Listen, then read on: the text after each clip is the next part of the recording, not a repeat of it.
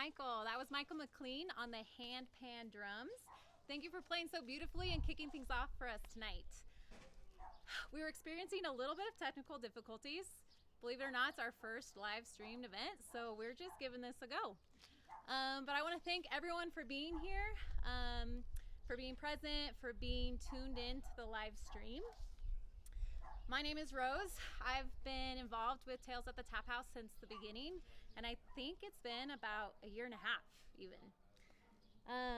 We had to break due to COVID, and I know our community has really been missing the impact that live storytelling has had on our community. So, excuse me. We've really been missing the strong bonds that live storytelling has. Oh wow, I'm really nervous. Okay, I'm gonna take 1 second and just be present here. We have missed the creation of stronger bonds made with friends and new bonds made with strangers. I'm really happy that we're back, and I'm honored to introduce you to a handful of wonderful humans who have helped make up this gem of city we call home. Okay, so tonight's Tales at the Tap House is going to look different for a variety of reasons. Reason number one, we are not at a tap house. We are at Matt's house. Thank you, Matt, for allowing us to gather safely in this space. Reason number two, most of our audience members are watching from the comfort and safety of their own homes. Many of you are outside of Laramie even, which I think is really amazing. Those who are present tonight are either volunteers, they're plus ones, they're a part of production, storytellers, or they're musicians. And that's reason number three, this is different, is the music. So this is the first time we've integrated music with storytelling. Throughout this pandemic, I think we can all agree that artists have really been shining. I hope our world values artists more than ever now. And I'm just really thankful for everything they've put into the world pre-pandemic and especially during. The musicians tonight agreed collectively that they would like to be honored by you donating to your favorite musician. So to thank them for their performances tonight, if you just hop on Venmo and donate to whatever artist you dig, then that would be a great way to thank them for volunteering tonight. Okay, with that, I'm going to introduce the second musician in the lineup, Andy Radliff. Many of you know him. Andy is a new dad. His wife Devana is a new mom, and just over a month ago they brought a new baby into this world. So their lives changed dramatically. The theme tonight is changes. So all the stories you hear, all the music you'll hear is related to that theme. And Andy is going to play one tune for us called Sloan's Song. Sloan is the name of his new baby girl. So I'm going to check in with our tech guys and see if we're good to go to Andy.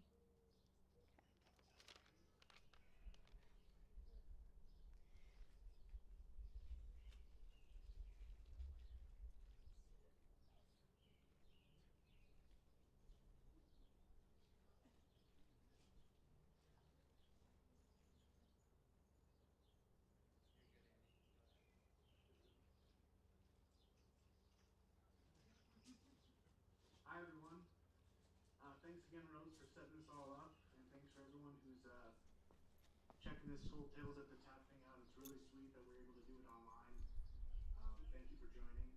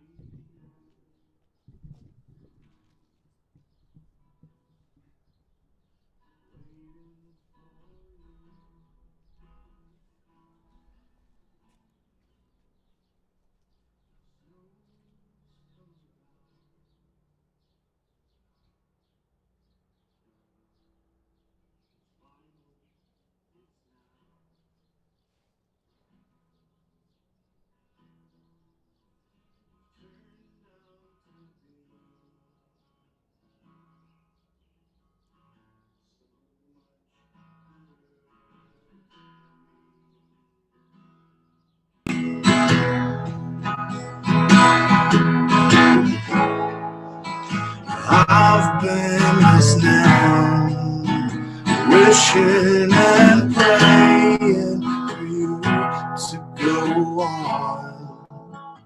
I'll just be here. I'll just be here.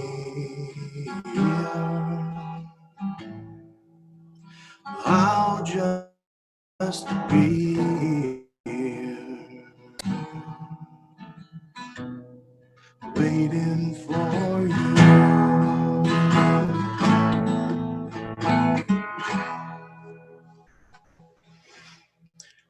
Thanks, everyone. Hope you guys have a great night, and can't wait to see y'all soon. Cheers. Thank you.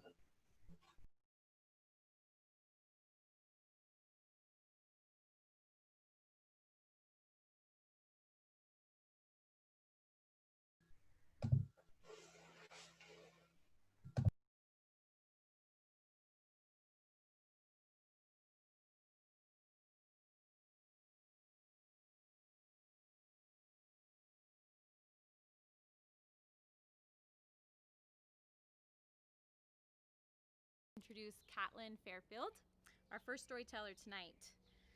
Despite receiving mail in Illinois and in Maryland during Catlin's life, her home will always be in Laramie, Wyoming.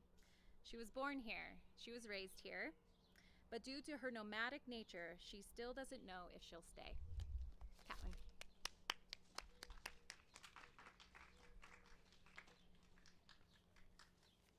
Hello. So, when I first saw that tonight's Tales at the Tap was going to be about changes, my first visceral reaction was, I hate change.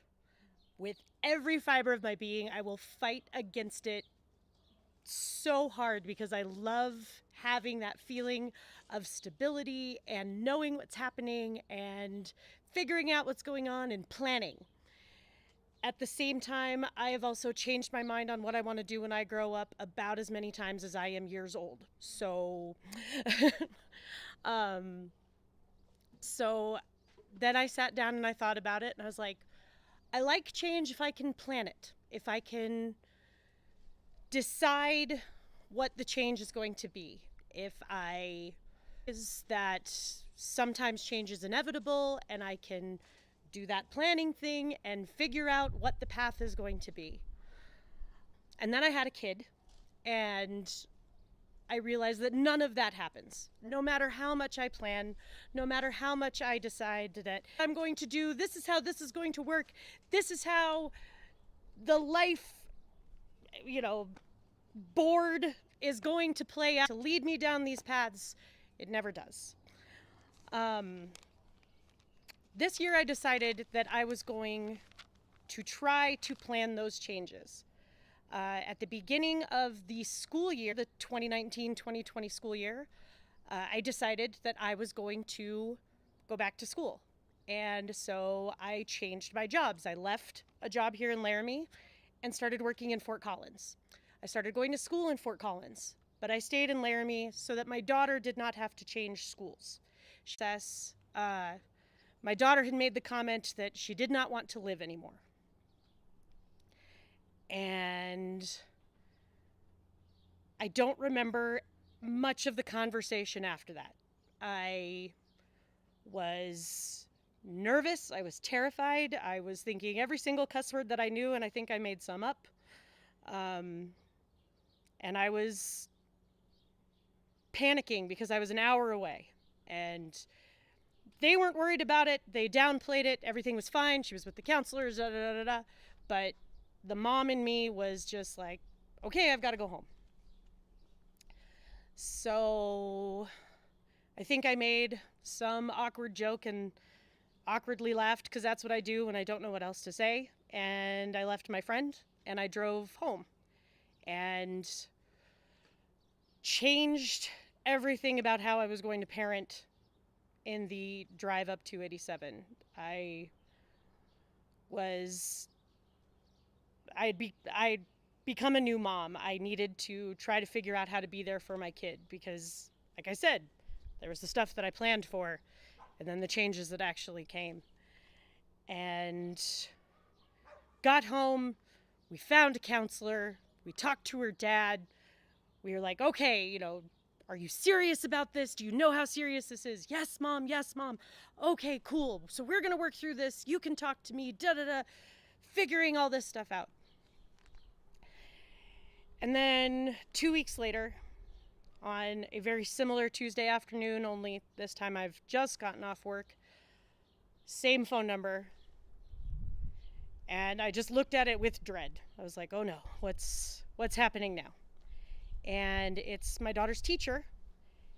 And she tells me that my daughter got in trouble for bullying and was not going to be able to go on this big trip and da-da-da. And I was just like, I was floored again. Like, I was not prepared for this kind of parenting. I was not prepared for this kind of change in my child. Like, she had gone from little and cute and sweet and talkative and dancing at local shows to this person that I didn't really know and couldn't really figure out how to help her, because when we would approach her, it would just be, I don't know.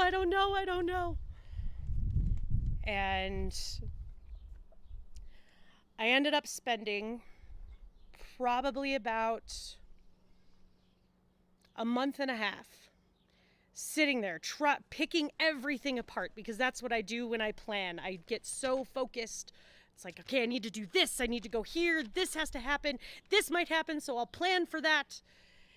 And I realized that while I was making all of my very calculated changes, my daughter went through so many of her own.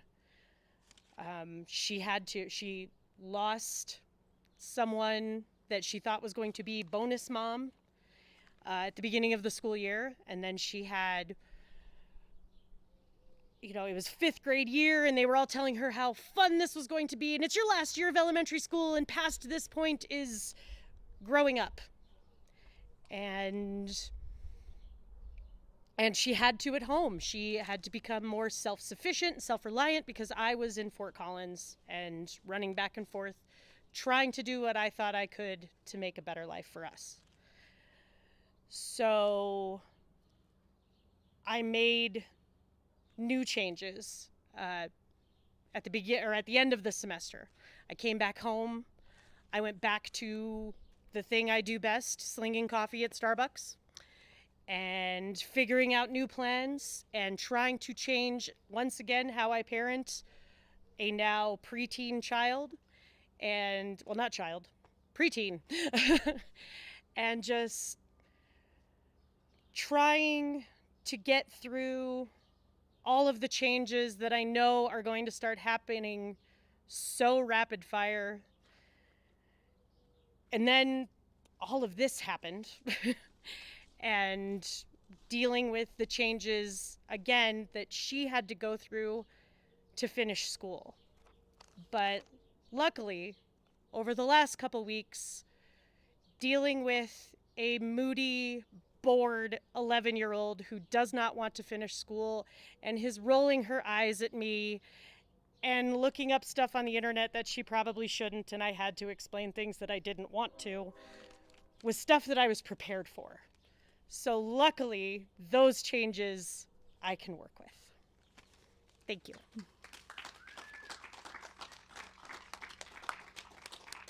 Thank you so much, Catlin. All right, moving to storyteller number 2, Rohini Ghosh. Rohini moved to Laramie 5 years ago to pursue her PhD in economics.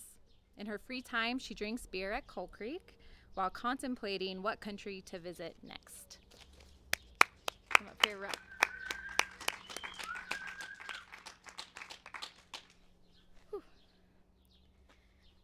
My name is Rohini Ghosh, a name that was at least in part given to me by my father, Amitabha Ghosh. To date has been 1 year and 6 months and 11 days since my whole life changed, since my father died. My father and I were insanely close, product of him and my birth mother getting separated and divorced when I was only a few years old, so it's just me and him for a long time. When it was just me and him, he would take me for drives with a convertible top down. up into the mountains or down the Carolina coast. He would always be blasting Steve Miller Band. That's where I get my music taste from. He was pretty cool. He would always stop on the side of the road so I could collect golf balls that had long been forgotten and abandoned, strayed far away from their courses. When I got older and I started my period, my dad didn't know what to do when the PMS and the cramps kicked in because I was already a moody enough teenager. So he would insist that he drives me to our favorite barbecue joint where he would feed me hush puppies and pulled pork sandwiches. He was definitely convinced that good food was the way to your heart. I still believe this. My dad was actually the resident Thai food expert in our family, always dazzling everyone with his curries and soups and fish cakes, a tradition I very happily have carried on. It's actually how I commemorated the 1-year anniversary of his death with my friends. When my dad remarried and we got a new blended family with my stepmom and her 2 daughters, he would relentlessly bitch and moan about how long it took 4 women to get ready and get anywhere on time. For the record, we are still late everywhere. I am sorry, Dad. My dad was full of great advice, some of which I chose not to listen to. Don't talk to boys. Sorry, Dad. Don't date boys. Really bad at taking that one. Do well in school, be kind to people, learn from others. These are still things I try to emulate in my everyday life. I called my dad after a good day. I called my dad after a bad day. We fought relentlessly. I took none of his advice, otherwise I would be like a nice little brown girl and be an engineer right now, making the big bucks, but instead I'm still broken in grad school.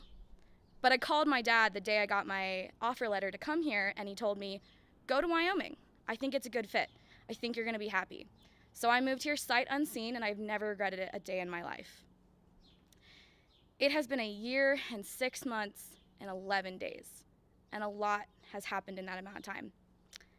So after losing my dad, who was my anchor, I then lost my boyfriend. We had had 3 years of emotional whiplash and a back and forth game of chicken, and I think finally I was too broken, perhaps too unlovable, so we finally called it quits. I felt more alone than ever. I started to lose motivation and inspiration in my research and in my work. I honestly didn't know why I was getting up every day. There was actually a day I remember distinctly when I was driving down to Fort Collins for work, and I nearly veered off of the road entirely up and take a nap because I was so sleep deprived and so dehydrated. I think in that moment I felt such an intense amount of shame and weakness for where I'd come in my life. And I thought, what would my dad say if he could see me now? And don't get me wrong, I tried everything to get out of it. I did yoga, meditation, I read all of the self-help books. There was actually a period of 2 weeks or 3 weeks where I listened to binaural beats twice a day for 15 minutes each because I was convinced I could reprogram myself into being happy and being myself again. Spoiler alert, that didn't work. I paid a therapist $100 an hour, and all I could think about was how many bottles of gin I was forgoing during those sessions. Needless to say, I switched. I went through phases where I just drank a lot alone, didn't talk to people for a week. I stopped calling a lot of my friends, and so they stopped calling me, stopped inviting me places. I kind of drifted away from the people in my department that I was very fond of. I drifted away from my social circles. And I honestly drifted away from who I thought I had been and who I thought I wanted to be. In all this time that I spent grieving the loss of my father and the loss of the life that I had thought that I had, I slowly realized that my identity. I no longer knew who I was. And I can't really explain why my dad's death was the catalyst for this experience and this realization, but it was. It shifted my perspective about the world and about what was important and about who I wanted to be. And I remember at some point, and that's 1 year, 6 months, and 11 days, I was so desperate to get out of my physical surroundings, I booked a last-minute trip, and I found myself sitting on a speedboat with my middle sister in Doha, Qatar, and it was the day my dad would have turned 63. And we were out on the ocean, my dad's favorite place to be. We'd had a great lunch full of seafood and fish, and we watched the sun go down together. And in that moment, I realized there was still so much beauty left in the world. And I felt a sense of calm and peace that I hadn't felt in the middle of all that anger and resentment and grief and guilt that I'd been feeling for so long. So I started to realize there was still hope. Over the course of the next couple months, really sorry, Mom, if you watch this, I went on a lot of really bad dates, did a lot of things I shouldn't have done. I still struggled to find my way, and I still drank too much, which she tells me not to do. And I slowly started to get there again, and I could slowly breathe again. And there were moments that reminded me that the world is still good. I'm going to say this really short, but there was this crazy story where I tried to bring my dad's old guitar on a plane with me. There was a flight attendant who would not let me bring it on the plane, and I was bawling and howling and yelling, refusing to get on this transatlantic flight until this flight attendant came up to me and he said, "What's wrong?" And I just growled at him basically to tell him the story. And he said, no, we're going to fix this. And he went and retrieved my guitar as they were trying to put it into they were trying to check the bag into the hold. And he gave it back to me and he said, "Don't worry, we're going to keep this safe for you." And I just broke because it meant so much to me in that moment that I could bring my dad's guitar that was as old as me back home with me. And I still can't play that thing, for the record. I just like to stare at it. It's pretty. And so there were these little moments of hope and of beauty, and where I started to feel like I could be myself again. The truth is, I still have no idea what that means, and I am still 100% figuring it out. But all I really know is I want to make my dad proud. I want to live by the virtues and values he instilled in me. And when I'm having a crappy day, I honestly just picture my dad dancing, because he couldn't dance well, and he had a big old stomach, and he shuffled his feet like a Peanuts character. And that's what I think of when I want to remember my dad. Thank you.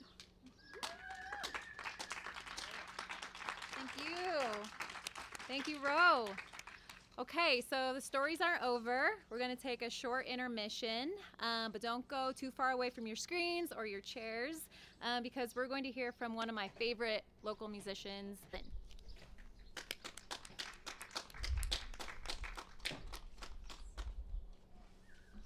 Hi. Thank you for inviting me to this and for everybody being here. It's nice to be out doing something like this with everybody. So thank you, storytellers, and all of you, everyone that's making this happen. So I just have a few songs. This first one is an old, I'll take these off. It's one of my favorite old songs. It's an old cowboy ballad, I think. It's called The Red River Valley. And it is, from my simple interpretation, it's about falling in love and about that person going away. And I am assuming that most or all of us have had to go through that change at some point in our life. So, oh, and I did learn a fun fact from a Trivial Pursuit card recently, that this song is the theme song to John Steinbeck's Grapes of Wrath. So now y'all know.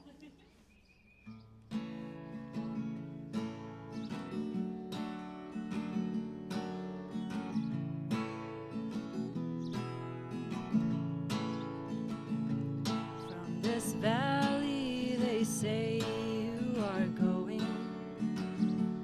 We will miss your bright eyes and sweet smile, for they say you are taking the sunshine that has brightened our pathway a while.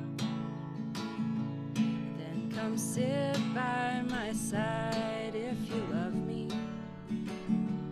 Do not hasten to bid me adieu. Just remember the Red River Valley and the girl who has loved you so true. La da dee dee dee dee dee dee. Da da da da da da da. For a long time, my darling, I've waited for those sweet words you never would say. Now at last all my fond hopes have faded, for they say you are going away.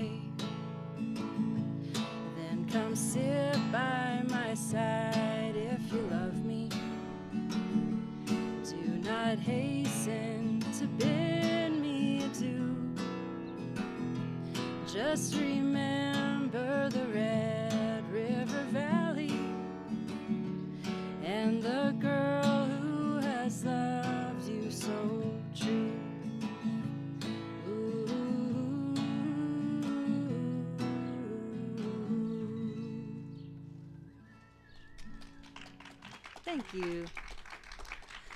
I love that sweet song. So this next song, I wonder if it's there, is kind of from the opposite perspective. It's about wanting some change, wanting some space and freedom, and it is my favorite Lucinda Williams song. It's called Side of the Road.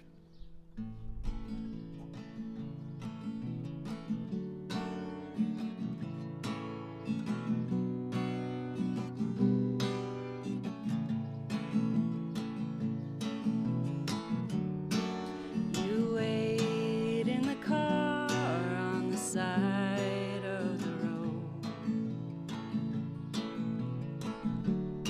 Let me go and stand a while. I wanna know you're there, but I wanna be alone.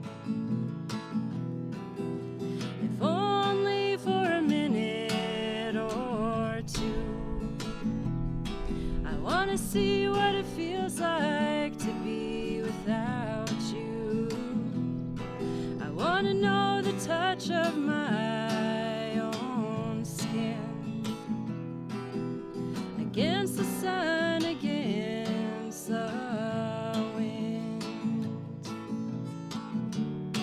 I stand out in a field, the grass is tall, the brush is up against my legs.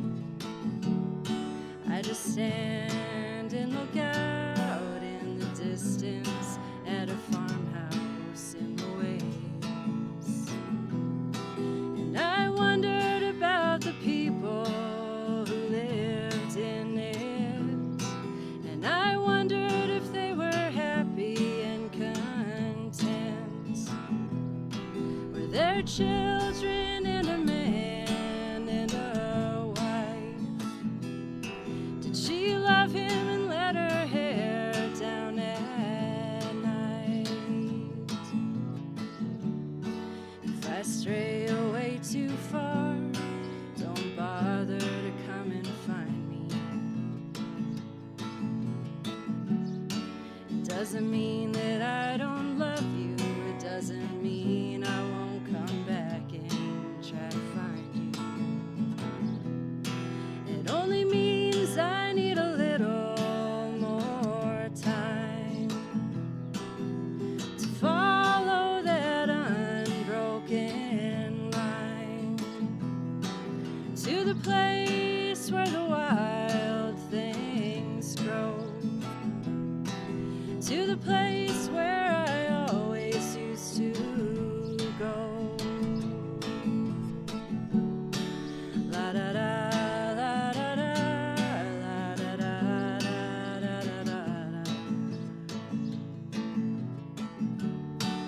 La da da, la da da, la da da, da da da. If only for a minute or two, I wanna see what it feels like to be without you.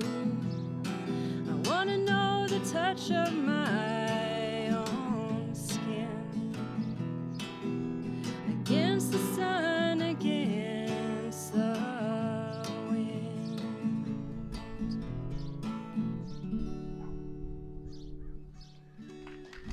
Hey, thanks. Do you have time for one more? Okay, I'm gonna do one more. So I wanted to share this song because it's kind of fits the time that we're in right now. It's called Hard Times Come Again No More, and it's written by Stephen Foster, who has written such hits as Oh Susanna and Camptown Races.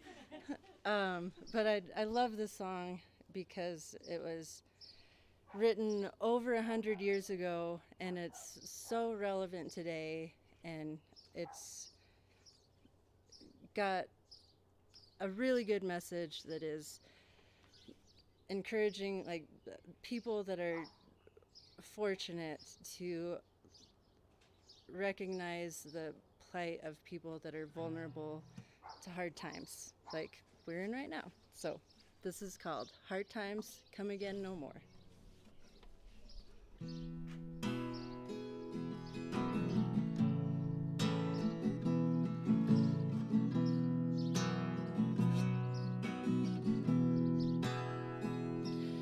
Let us pause in life's pleasures and count its many tears while we all some sorrow with the poor.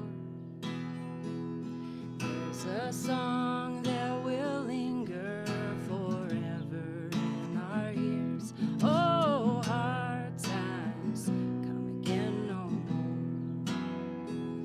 'Tis a song, the sigh of the weary. Hard times come again no more. Many days have you lingered around my cabin door. Oh, hard times come again no more.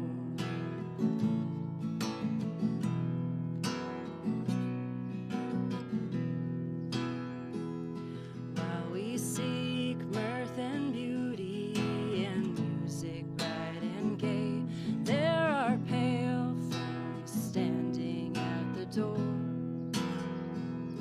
Though their voices are silent, their pleading looks still say, oh, hard times come again no more. 'Tis a song, a sigh of the weary. Hard times come again no more.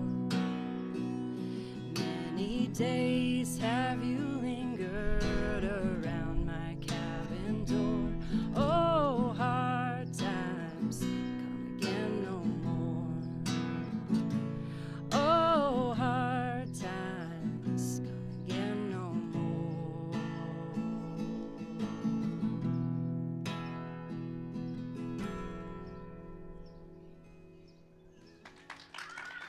Thank you, guys. Thank you, Rose. Thank you, Hillary. It's been so long since I've got to hear live music and live storytelling, so I'm gonna get a little emotional as the night goes on, I think. All right. Before I introduce the third storyteller, I do want to give some trigger warnings for the content in her story. These trigger warnings are for childhood sexual abuse, as well as domestic violence with mention of suicide. Okay. Sarah has made her way to Laramie to post up for a few months during this uncertain time, courtesy to her dear friend Matt Cox. She's been here for less than a week and is digging the vibe. She plans to get into some wild adventures, continue volunteering for the nonprofit she'll mention in her story, study for medical school, write often, and pay attention to the Wyoming landscape. In the fall, she's headed to grad school at the University of California in Riverside to study poetry. Welcome, Sarah. Welcome to Laramie.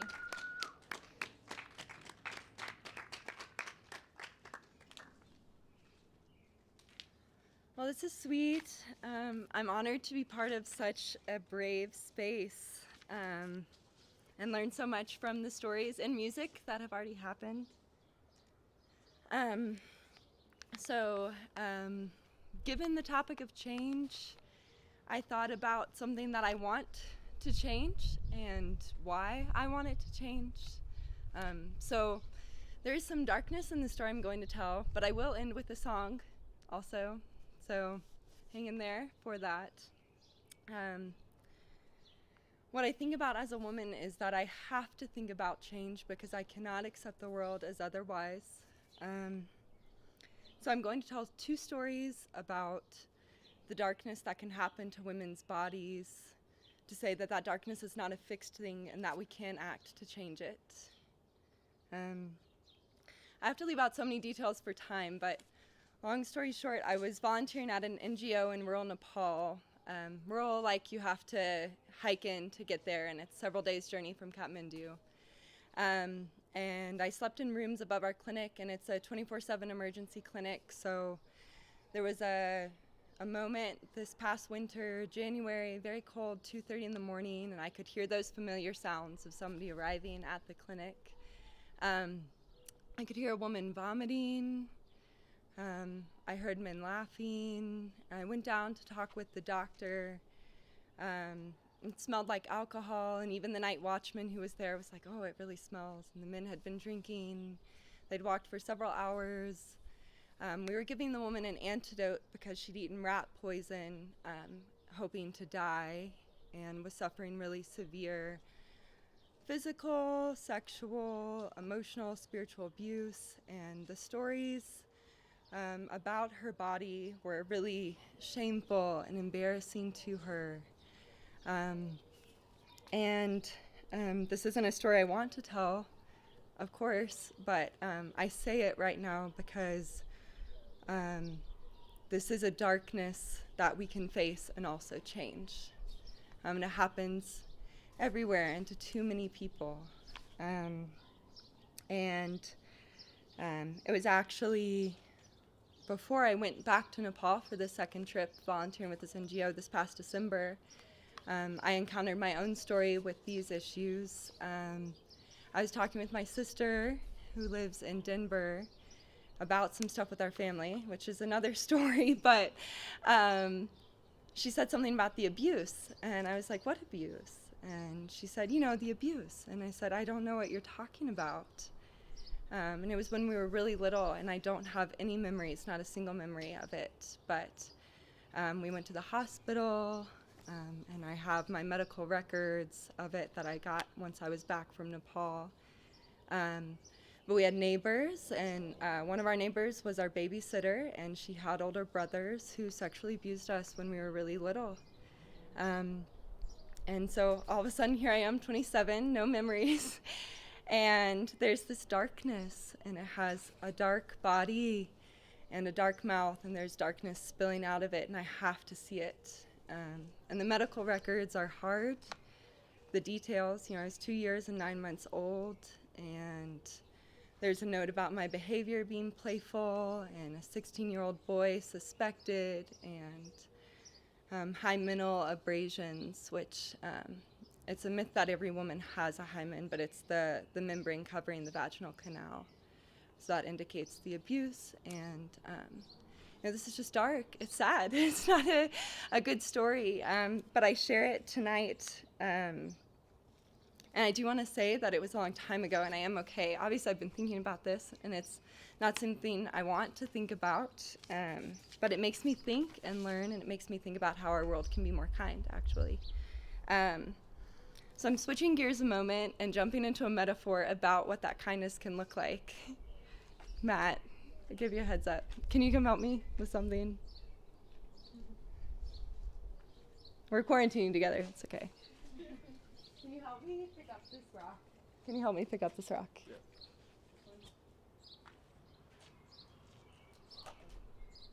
Got it. Got the rock. There are two gifts that happen in that moment, actually. You're done. You're good. Thanks, Matt. There are two gifts that happen, and one is, of course, to me that I needed help picking up the rock and it got picked up. But it's actually a gift to Matt that I asked for his help, and that he sees, maybe not with the rock, but with extending this metaphor to other things, that he sees that he has the strength and a capacity to be there for it.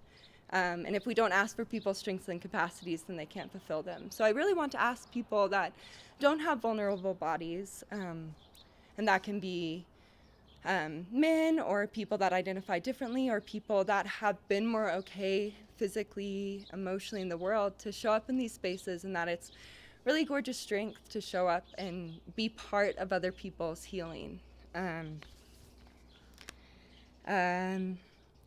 Yeah, so I think we just have to say that we will not accept this darkness and be together and not accepting it, and say that the abuses that happen to women should not happen, that it should have never been normal in the world's history, even though it can feel that way, but it is not. And I think to face it, it helps to have a reserve, whether that's music or stories or a community or your own spiritual life. whatever it is that reminds you that love is a miracle that is active and happening all the time. And with that, we can keep our eyes open and we can foster good change on this strange and green earth that we are given. And caring about each other's healing and refusing darkness, we can all have a very bright heart. So that's my story, but I do want to end with a song, actually, that I wrote. I'm going to give it a shot. I don't know how it's going to sound. But it sums everything up. So, I don't want to go, and you don't want to leave. Though it's late, I'm in a field of green. I can't find the door. What am I letting go until it's gone? What did you leave behind in the plains?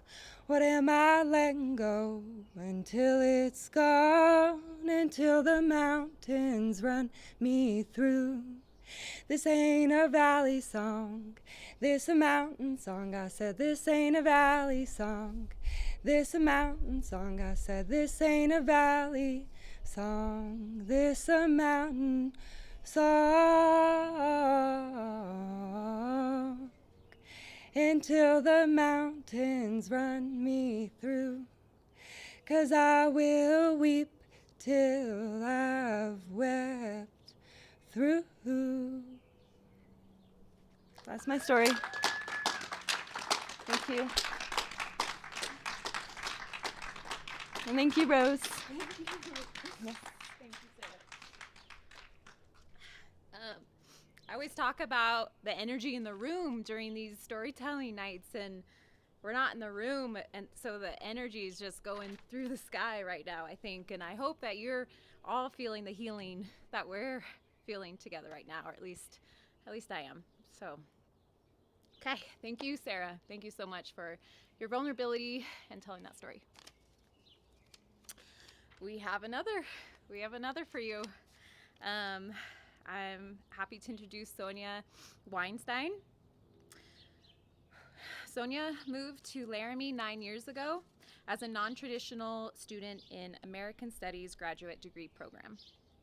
After earning her Master of Arts, she stayed to raise her daughter where she could ski competitively and explore her horizons. Sonia's story is about overcoming isolation by communicating with the wind. Thank you, Sonia. Hi, it's nice to see everyone out here. I'm going to read my story because I don't memorize things well at all. Talking with the wind. If we look at the pyramid of human needs, after food, water, and shelter, communication is our next most necessary requirement.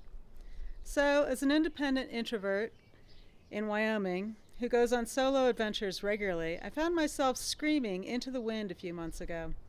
It was a wake-up moment where I realized I've definitely been here too long. In Wyoming, people talk about the wind in a certain way.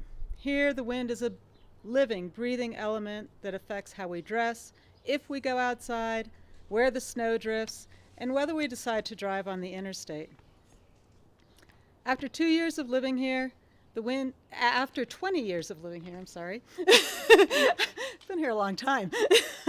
After 20 years of living here, the wind has blown its way into my psyche.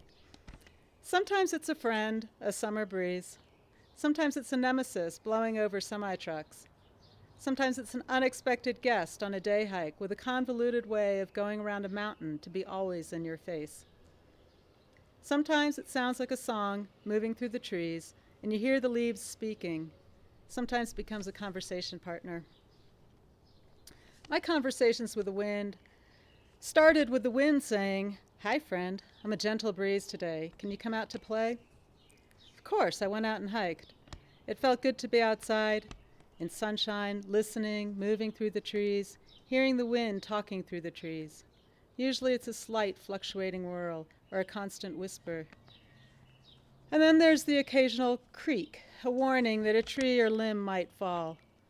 Last summer I heard that high-pitched creak followed by the roar of a falling tree, not just once, but twice in the span of a week.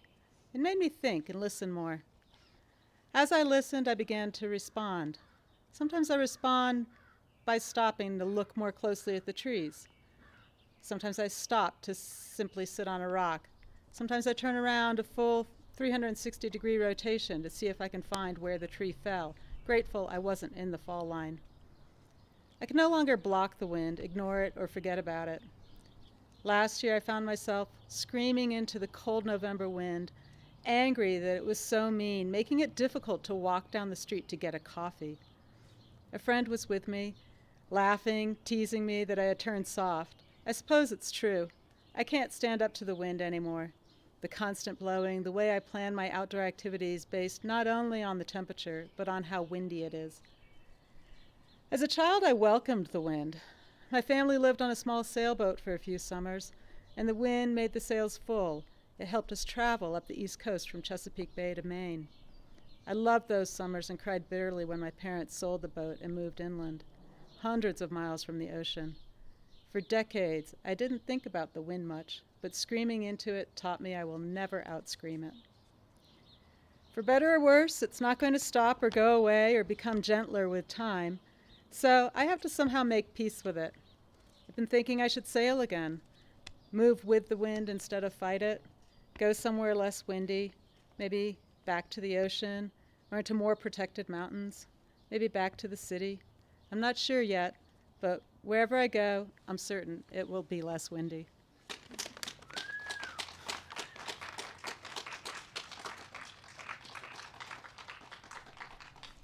Thank you, Sonia. I want to thank all the storytellers. So normally we do an impromptu story from an audience member.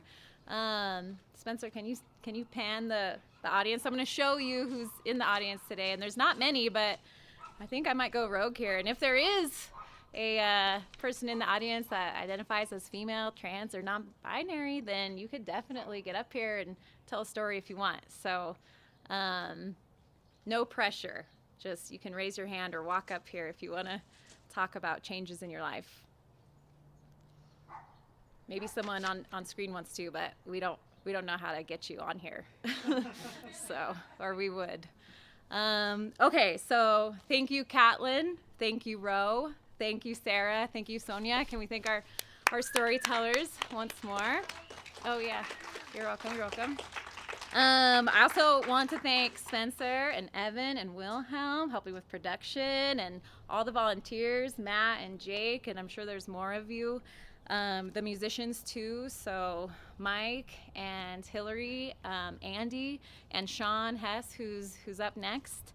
So it looks like we won't do a wild card story since no one here's feeling it. But in lieu of that, we are going to conclude with a set by local legend Sean Hess. Local legend. I do have one announcement, and that's to promote and get you all excited about our next Tales at the Tap House event, which is going to be on June 23rd. I think it's a Tuesday, same time, 6:30. It's going to be completely virtual. And we are going to partner with Pride Fest, my favorite organization. That's Laramie Pride Fest. And the theme is love and queerness. So if that theme is resonating with you and you want to sign up to share a story or even just inquire about what it's like to tell a story, then email me, Rose, at talesathetaphouse@gmail.com. And that's it from me. I hope your heart is as full as mine is. It's been quite an evening. With that, Sean Hess is going to get up here and close out the night for us. Thanks. Thank you, everyone.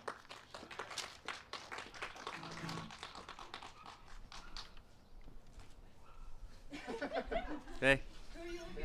Oh yeah. Hey. So I haven't gone through nearly as hard of changes and things as other people here tonight have, but I have recently found myself in having a stronger relationship with my family than I've ever had before, and this is kind of from the before time. I miss all your birthdays, and I leave early on Christmas each year. I ruin all the parties and all the holiday cheer.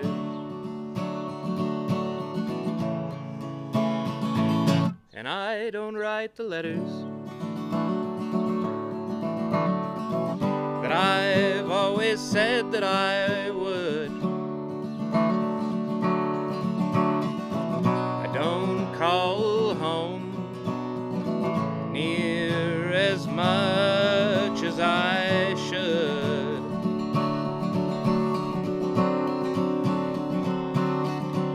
But the reason that I stay away, I wouldn't want you seeing me this way.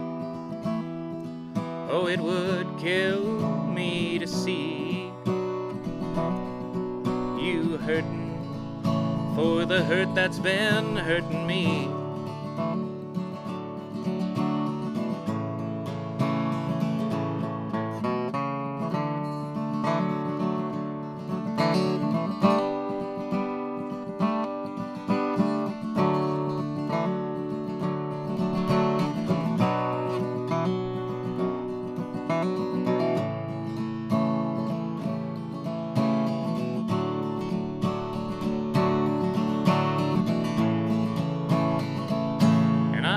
Come to visit,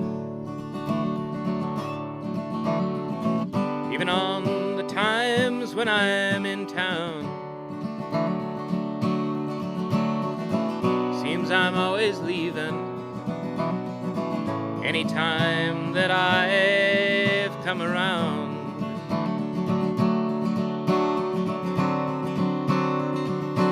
Oh, but the reason that I stay away, I wouldn't want you seeing me this way.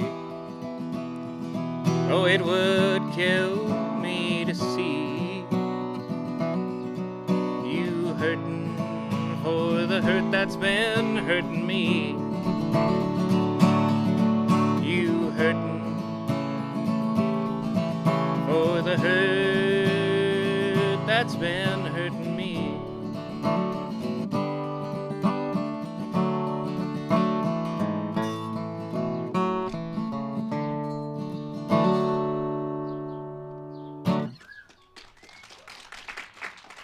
Thanks.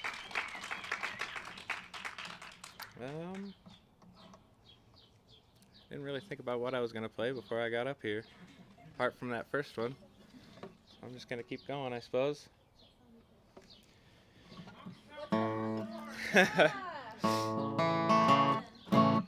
Well, I'm not finished with that one yet, but I'll play what I've got of it after this one.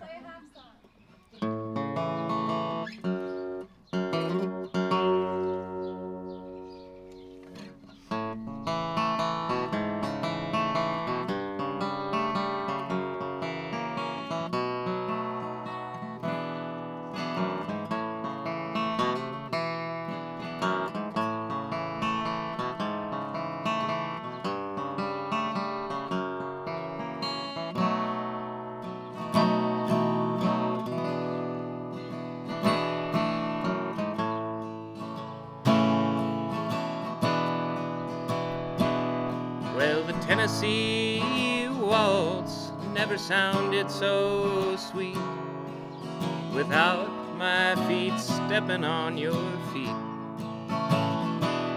And I've been wanting and waiting, been wishing on you, waiting on my dreams to come true.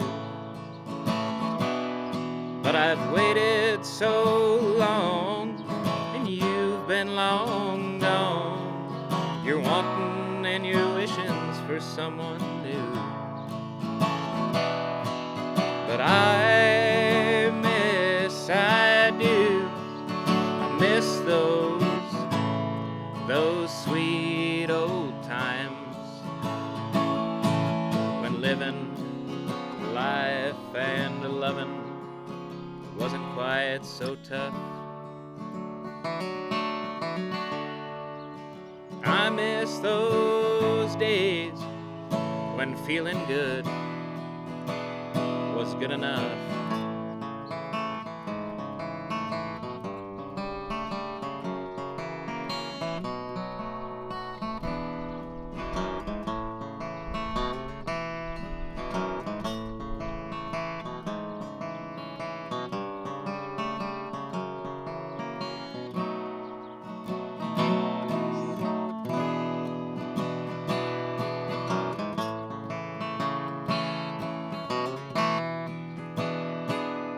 How did someone like you find someone like me in a world that's growing dark, too dark to see?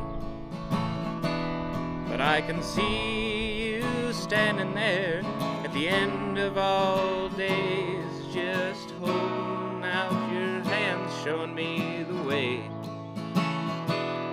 And all I hope's that in that other time, in that faraway place, your heart can still recognize my face. 'Cause I do, I miss those sweet old times when living life and loving wasn't quite so tough. I miss those days when feeling good was good enough.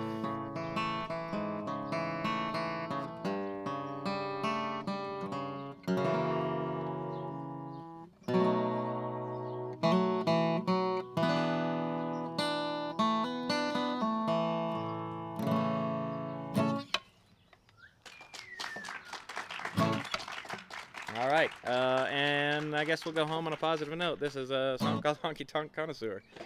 Well, I guess I didn't really have a name for it until you guys asked for it by name.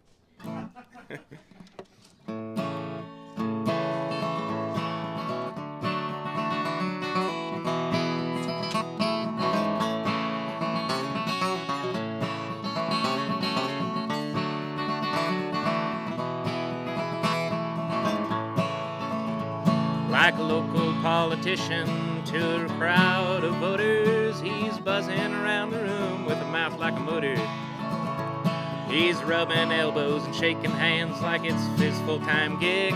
He'll talk on anything you like, says he digs everything you dig. 'Cause he's a friend to everybody, but he's no one's best friend. And he's lonesome every time the night comes to an end. If there's a good time on the town, well, he'll be there, that's for sure. He's the king of all the taverns, he's a honky-tonk connoisseur.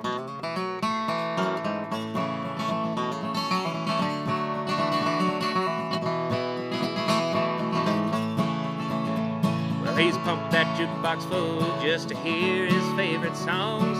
I'll bet you he'll buy you a beer if you sing along. And he's dancing with all the ladies, no matter their size or skill. He'll two-step around the room till he had their fill. 'Cause he's a friend to everybody, but he's no one's best friend. And he's lonesome every time the night comes to an end. If there's a good time on the town, well, he'll be there, that's for sure. He's the king of all the taverns, he's a honky-tonk connoisseur. All right, have a good night, everybody. Thanks for being here. Michael, did you want to take him home? He's got it packed up. Well, have a good night.